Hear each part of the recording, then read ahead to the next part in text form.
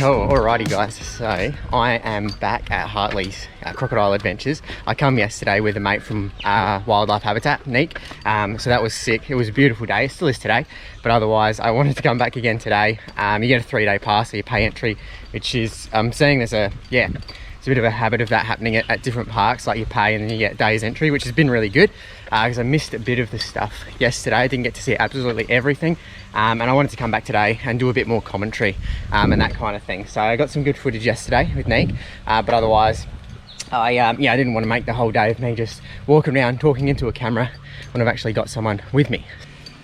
So I'm gonna head down to one of the aviaries that I really enjoyed yesterday.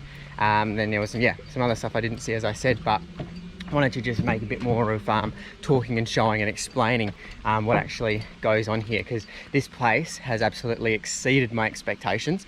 I didn't know what it was all about. I had a very wrong idea of what it was about, and it is a fantastic place. And there's the cassowary down there, beautiful.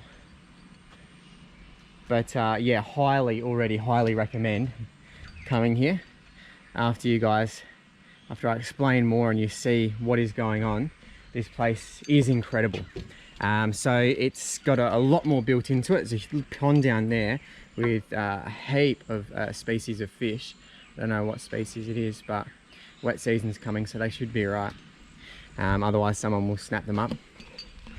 But otherwise, yeah, it's an absolutely wicked place.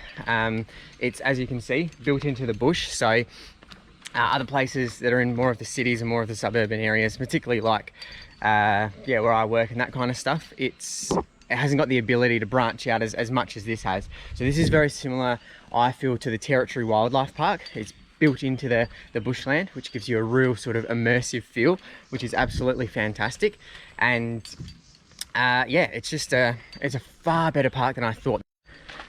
So yeah, this by no means is a sort of backyardy sideshow, side of the road zoo that someone has established and just sort of chucked animals in and is trying to draw tourists in and get money. This is an exceptional establishment, and I don't work here. I don't have any. The thoughts and opinions are my own. I'll put little disclaimers and that kind of stuff as well. But otherwise, this is raw, what I feel, what I enjoy, and this place is wicked. So this aviary is my favourite. There's a booble cow there, you might be able to see. It's here. But this is the predatory birds aviary. There is I don't know who that is. Papuan, maybe. Not fantastic, maybe it's just a tawny. One of the frogmouths. So I haven't seen the masked owl in here, which would be sweet. There was a barn owl up around here yesterday. There's another frogmouth tawny down there. But yeah, apparently there's sooty owls and stuff in here. There is a beautiful barza. She's got one eye, or he, she probably, based on the size. Pacific barza or crested hawks, a couple of kookaburras and stuff like that in here. But wicked aviary in here. So yeah, I'll do a bit more of a chat and a look around and that kind of stuff. This is probably going to be a 2-parter or a really long video. Blue-winged kookaburra, that one, curlews. But yeah, wicked place. I wanted to come back. I wanted to talk more. I just didn't want to bother my mate with just continuous chatter into a camera. We're going to experience it together and talk together and all that kind of stuff. So it has been wicked to come back, sorry, and see it all. Yeah, and come back a bit earlier as well, so there's less people around. I hopefully can beat some of the rush. But not a massive aviary, but a really cool one. I'll try and look for those other owls. There's another barza up there. Oh, there's the sooty owl. Sick. Alright, I'll loop around. Or is it just... And I'll get a good view of that. Don't know how well you can see with the backlighting and that kind of stuff, and the clouds and all the glare. But there's a sooty owl up there. It's the lesser sooty owl. Beautiful. So that's an endemic native species up here. Native to Australia. All of these species are. But also endemic to the wet tropics, so only found up here in North Queensland. There are 2 species of sooty owl, depends on who you chat about. These videos could go on for hours if I explain all of the blueing, all of the, like, yeah, logistics and that kind of stuff, for lack of better words. But what we've got here is sooty owl, Tyto tenebricosa. So they are saying that sooty owls, as you can see, up in North Queensland and down here, are all one species, but there has been a lot of debate as to the sooty owls being greater and lesser sooty owls, so two species or subspecies of each other of sooty owl. But from what I understand, and it could be wrong, everyone's opinions are different and what everyone's read and research is different, but lesser sooty owls are a different species. They're Tyto multipunctata, just up here in North Queensland, and then the greater sooty owls are the southeastern, and they're the Tyto tenebricosa. They've included it as a whole, but otherwise this one, if you're looking at the split, is a lesser. It is got a lighter mask, and the greater sooty owl, or just sooty owl, has got a darker facial disc, which this one doesn't. So yeah.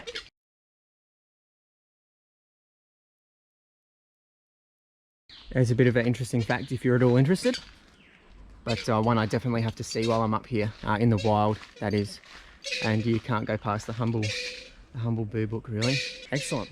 Alrighty, so I thought while I'm here, show you guys a map of what the deal is. So this is from, yeah, so this is where all the chats are and that kind of thing. There was a boat tour, and I got a video footage of that, which is epic. So this whole place is fantastic. It is not just a, I don't know if other people had different ideas, or because I'm in the zookeeping industry, and sort of keywords mean different things to me, and not just to zookeepers but to other people.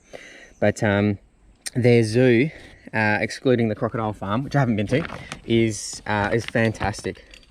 So there are other places that are really, that I have seen, are really sort of backyardy, for lack of better words. It's just sort of side of the road, yeah, trying to draw people in for money, and it really isn't great for the animals. But this place is, from what I've seen, it's really well kept. It does look fantastic.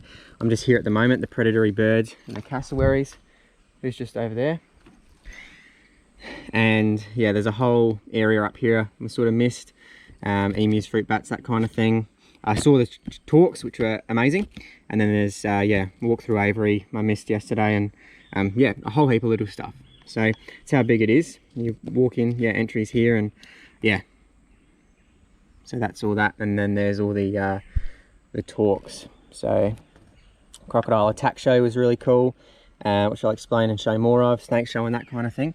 And it was, yeah, it was really well done. They've got some excellent keepers and presenters here, for what I really enjoy. Like, it was that nice mix, really nice mix between someone who is putting on a really sort of dramatic show, and then the information. Hopefully you can see a cassowary as well there, as well. So what I really like is to walk away from a show and actually learn something. It's all well and good to be wowed and think, oh, that was incredible, and all these things happening, and then you walk away and you think, well, that was fantastic. And you don't know anything. You walk away and you just don't know anything.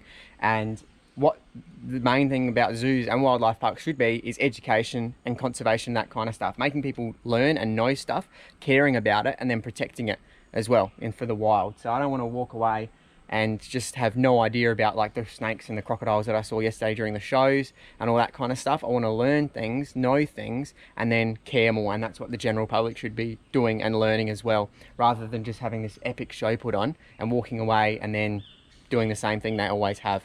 If you're learning stuff, then that's the key. And there is that fine line between just giving people straight up full-on information and just bombarding them, but you have to make it fun and joking as well, and then not going too far into that where it's just a whole joke and a whole show. So yeah, that's what I think. We'll go on, I'll explain more, I'll show you more, and yeah, enjoy this wicked place.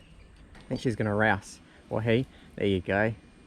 Beautiful, nice little shake off there. I'm just walking into what they have called their Gondwana gateway area.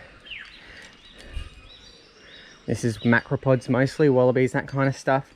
And we've got a curlew waiting at the gate, and then also a sign saying, don't let me out, I stand at the gate.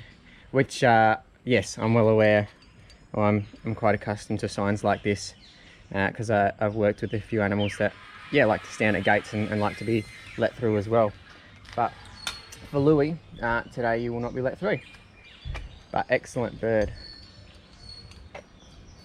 All right. Bushstone curlew as well for those who aren't aware.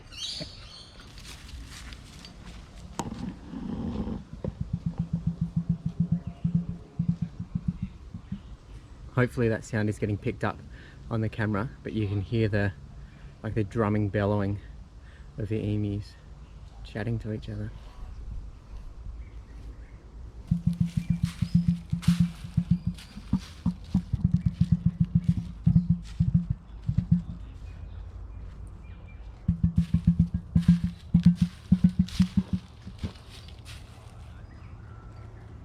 Beautiful. So we've got some flying foxes in here, spectacled flying foxes. They're a bit sleepy, obviously being more of a nocturnal species. You can see a few of them in here. But I'll just show you this sign, because what a lot of people don't realise is a lot of people love this guy, koalas, and with good reason. They're a cute and cuddly animal, but the flying foxes, and sometimes like lesser species, less charismatic species that people care less about, are far more important for the environment. So as I've just stated, really easily and to remember and look at: no me, no tree, no tree, no me. So all of these guys, yeah, flying foxes are enabling, cassowaries are a good species as well, and they have an ecological role. Koalas really don't do much. They don't pollinate, they don't disperse seeds, they don't control populations of like your quolls. Like, they're not a predator or anything like that. They're a cute species. Money goes towards them from people to protect these animals, which is fantastic. But who knows if the Coranda tree frog, which I didn't before just seeing this here. Lesser known species like gliders, quolls, cassowary, bettongs are another one. Species you don't hear as much about, but have, in some cases, depending on the species, ecological roles that are so vital to the running of the ecosystem and to the turning over of all that kind of stuff. So yeah, less people are keen on bats. Some people think they're gross and not good and all that kind of stuff, but otherwise, for the environment, they are excellent, and they are exceptional in what they do, and how they keep processes running by pollination and seed dispersal with fruits and that kind of stuff. So yeah, you've got all your cute and cuddly stuff, but also you've got less that actually do a lot more. So koalas are good in this day and age. They're helping get money towards species. You donate money towards koalas, you try and help koalas out, and that money also goes towards the species that really do a lot as well. So koalas really are that poster child, that poster animal to bring funds in for donations and that kind of stuff, and tourism as well. And speaking of koalas, here's one of their most close living relatives, which are our wombats. And I'm assuming, I don't know if there is a sign around telling you who's who here, but here it is up here. Northern hairy-nosed, would they be? They're southern hairy-nosed. Yeah, so they're from down south. Oh yeah, they're close relatives of each other. There you go. And what a funky little animal at that. Yeah, wallabies and kangaroos and that kind of stuff now. You've got an Agile down there, just poking his little head out. I think there's some paddy melons and stuff in here also. There's a big old eastern grey up the back. I don't know if you can see. Don't know how well far stuff away counts on is picked up on these cameras. Some more wallabies cruising around. Beautiful.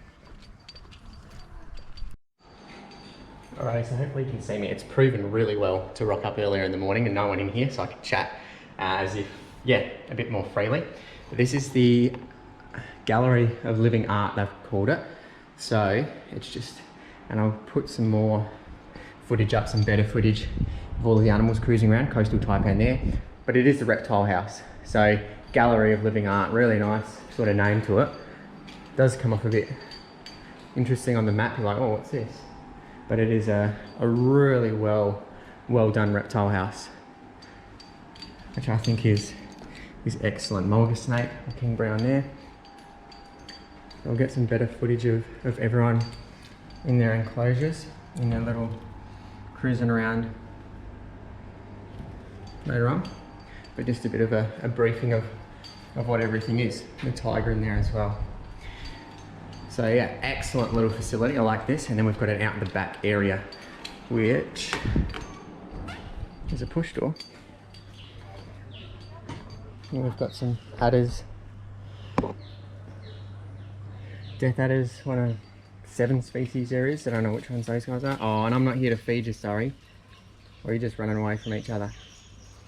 And some rhino iguanas. Ah, look at that. And you saw the netted dragons inside bobbing their heads as well. Which is, yeah, range of different things I think, but mainly like dominance displays and yeah, mating and that kind of stuff. And then radiated tortoise. Also, a couple of those guys there. Wicked.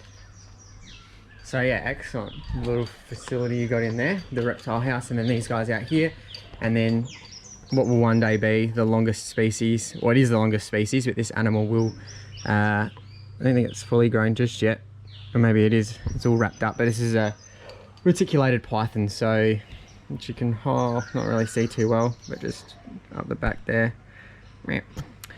Reticulated python's longest species of snake in the world, with your green anacondas being the heaviest. So there is a bit of back and forth with a lot of species as to who's biggest in that kind of respect.